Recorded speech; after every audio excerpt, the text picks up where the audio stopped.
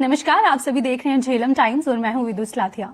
अक्सर मैं आप सभी की मुलाकात बहुत सी इंस्पायरिंग पर्सनालिटी से करवाती हूं, लेकिन आज जो शख्सियत हमारे साथ इस समय मौजूद हैं वो जम्मू कश्मीर के एक ऐसे नेता हैं जिनका हर घर में नाम बहुत आदर, सम्मान और प्रेम से लिया जाता है। आज मेरे साथ मौजूद हैं जम्मू कश्मीर के पूर्व मंत्री श्री सुरजीत सिंह सलाथिया जी, जिन्हें हर बच्चा जो है बहुत प्यार करता है। ना केवल बच्चा बल्कि जम्मू कश्मीर की हर जनता, अगर आप किसी से भी उनके बारे में पूछेंगे तो सब आदर, सम्मान और प्रेम से ही उनका नाम लेंगे।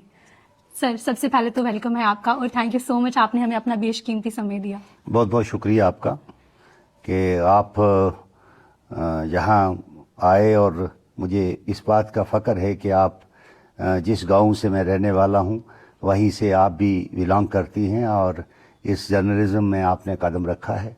मेरी गुड विशेस आपको हैं कि आप इसको अच्छे तरीके से अपनी कामयाबी हो। मेरी शुभकामनाएं आपको। Thank you so much sir. Sir, आप मुझे ये बताएं कि आपका मैं जानना चाहती हूँ कि आपका बचपन कैसा था, आपने कैसे अपना जो समय है वो निकाला, कहाँ से आपकी स्कूलिंग हुई, ये सारी चीजें आप हमें बताएं। सबसे पहले तो मैं ये कहना चाहता हूँ कि मैं एक ऐसे गांव का रहने वाला हूँ जिसका नाम गुड़ा सलाथिया है, और इस नाम को सारे देश में इसका नाम है क्योंकि यहाँ ये वीर भूमि, यहाँ के लोगों ने इस रियासत के लिए बल्कि देश के लिए कुर्बानियाँ दी हैं, जिसके नाम से गुड़ा सलाथिया जाना जाता है।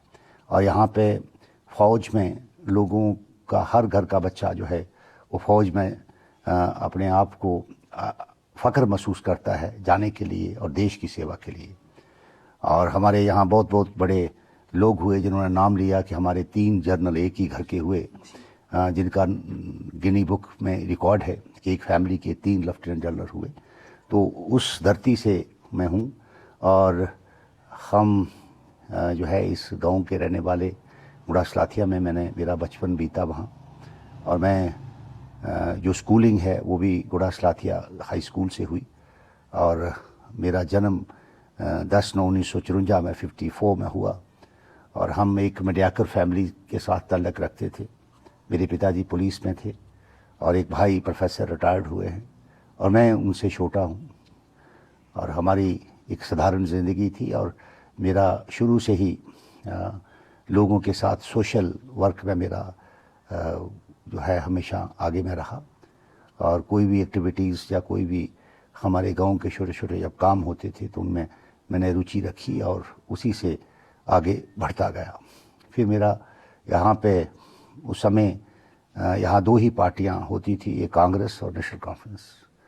तो मैंने नेशनल कॉन्फ्रेंस को चुना इसलिए क्योंकि सरकार उनकी होती थी, तो उसके मुताबिक मैंने पार्टी की खिदमत की और लोगों का भी भरपूर प्यार मुझे मिला।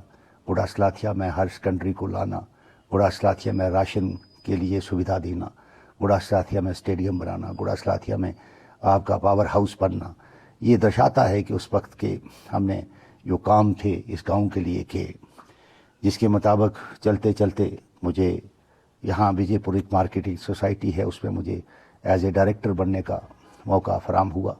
उसके बाद मुझे जो है जम्मू सुपरबाजार चेयरमैन भी मैं रहा और 1984 में मैं डायरेक्टर JNK बैंक रहा।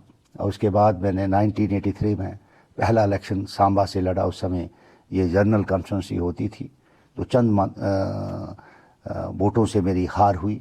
और उसके बाद मैंने स्ट्रगल ज़िंदगी की जारी रखी और जो लोगों के काम जो मुश्किलातें होती थी उसके लिए प्रॉपर एडमिनिस्ट्रेशन में पहुंचाना और सरकार के सामने रखना, उसके लिए हम हमेशा लोगों की बात को रखते आए। और जिसकी वजह से हमने कभी हारे कभी जीते, तो हमने ये कभी अपने आप नहीं समझा कि अगर हम हार गए तो लोगों की खिदमत नहीं, हम उसमें भरपूर हमने सहयोग दिया।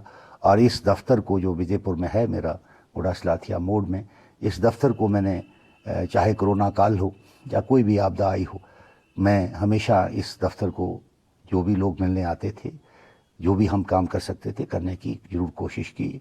और उसी के नतीजे से मुझे कई दफ़ा मौका मिला एज ए मंत्री बनने का। और कुछ एक पीछे समय आया जिसमें कुछ मतभेद हुए हमारे नेशनल कॉन्फ्रेंस के साथ, जिसमें उन्होंने जब वहाँ पे गुप्कार गठबंधन का गठन किया तो हमने उसमें इतराज़ जताया कि ये एक नेशनल कॉन्फ्रेंस का मौक़िफ़ नहीं है, आपने एक सिर्फ कश्मीर सेंट्रिक पॉलिटिक्स को आपने खेला है, जिसके मुताबिक हमने कहा कि हम इसको जम्मू में सेल नहीं कर सकते। तो इस मतभेद से कुछ चीज़ें उभरी, फिर हमने वहाँ जो है वो पार्टी से हमने कहा कि हमने किनारा कशी की। तो भारतीय जनता पार्टी में हम शामिल हुए, और इसलिए क्योंकि देश में ज़रूरत है इस बात की है कि हम सबसे बड़ी बात है कि नेशनलिज़म को और देश की जब हित की बात हो तो उसके मुताबिक हमने मेन स्ट्रीम को चुना, ताकि हम जो है लोगों की बात और इस देश को मजबूत करने के लिए काम करें। उसी के चलते चलते हमने आज यहाँ इस पार्टी में हमें काफ़ी इज़्ज़त मान और सम्मान दिया, जिसकी वजह से एक यह इलेक्शन जो है जब शुरू हुआ तो उसमें मुझे मैंडेट जो है वो सांबा की तरफ से दिया गया, और उस सांबा से के लोगों का प्यार, और क्योंकि मैंने 1983 में काफ़ी लंबा समय होता है, कुछ लोग इस दुनिया को अलविदा कर गए, लेकिन उनके पोते, उनके बच्चे जो मुझे जानते थे, और ख़ास करके सांबा की जनता ने बेहद प्यार दिया, और इतनी रिकॉर्ड तोड़ वोट मुझे दिए कि 31,000 की लीड और 43,500 वोट मुझे हासिल हुआ, और मैं भारतीय जनता पार्टी का MLA सांबा से बना हूं, और उम्मीद करता हूं कि जो लोगों की उम्मीदें उस पर खरा उतरने की कोशिश करूँगा। मेरा एक ज़िंदगी का करियर जो है पिछले 40 साल पॉलिटिक्स में रहा है, और मैंने हमेशा लोगों की खिदमत की है, जिसकी वजह से मेरा नाम जाना जाता है, और हमेशा हम एक काम पे यकीन करते हैं, उसी पे हम चलते हैं। ओके सर, जैसे आपने बोला कि आप बचपन में जो है आपका गुड़ा सलाथिया में बचपन रहा है, हम छोटे से एक गांव से, लेकिन अभी काफ़ी डेवलपमेंट हो गई है गुड़ा सलाथिया में, तो क्या आपका बचपन से ही था कि आपको पॉलिटिशियन बनना है, या फिर ऐसे होता है ना बच्चों का डॉक्टर बनना है, इंजीनियर बनना है, या माँ बाप बोलते हैं कि नहीं ये बनना है, तो आपका क्या था? हमारी रुचि जो थी शुरू से ही, जब आदमी सोशल वर्क्स में काम करता है, सोशल एक्टिविटीज़ में हिस्सा लेता है, लोगों की जब बात करता है, तो एक अपने आप ही एक मन में आया कि क्यों ना हम एक सतह पे जाके लोगों की और बेहतर खिदमत कर सकें, बजाय हम बाहर रहना, बजाय हम कोई और काम करने के, अगर हम अच्छे काम कर सकें, लोगों को जो बेसिक सुविधाएं हैं वो मिल सकें, उसके लिए हमने जो है इस पॉलिटिक्स को ज्वाइन किया। तो पहली बार आपने ऐसा कौन सा काम किया था कि आपको लगा कि नहीं मुझे एक नेता बनना चाहिए?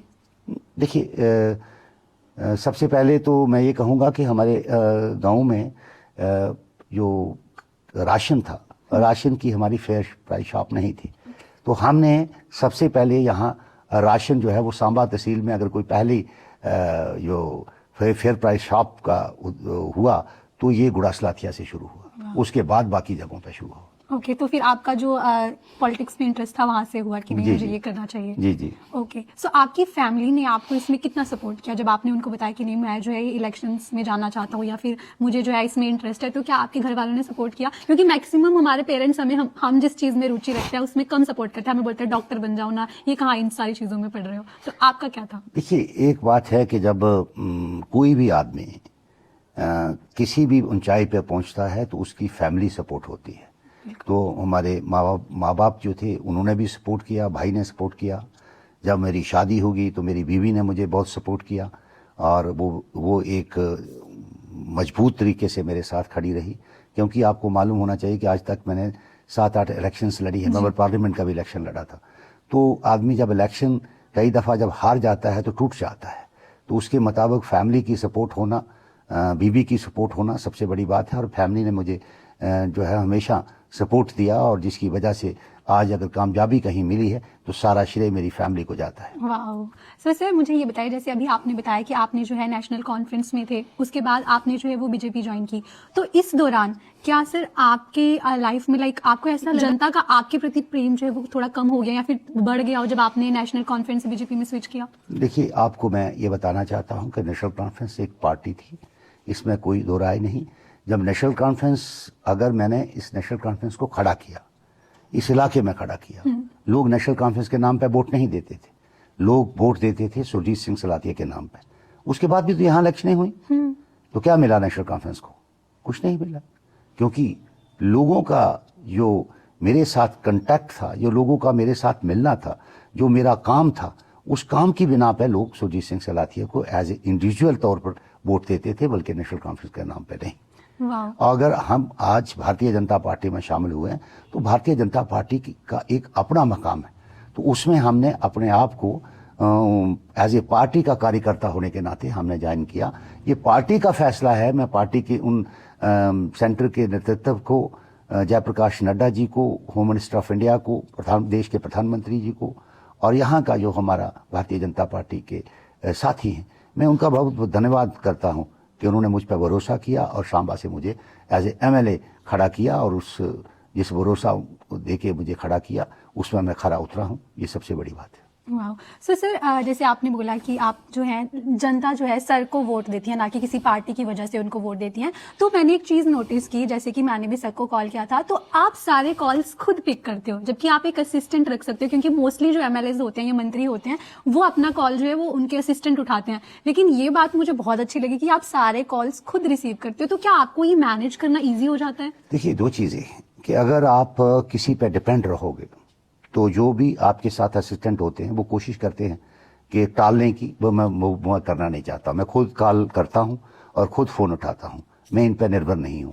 यही एक जो है एक डिस्टेंस बन जाता है कि जब लोग आते हैं तो लोगों के PA या सिक्योरिटी वाले बाहर से ही निकाल देते हैं, इसलिए मैं ये चीज़ें नहीं करता हूं। मैं खुद मैनेज करता हूं हर फोन को अटेंड करने का, और हर एक को मिलने की कोशिश करता हूं।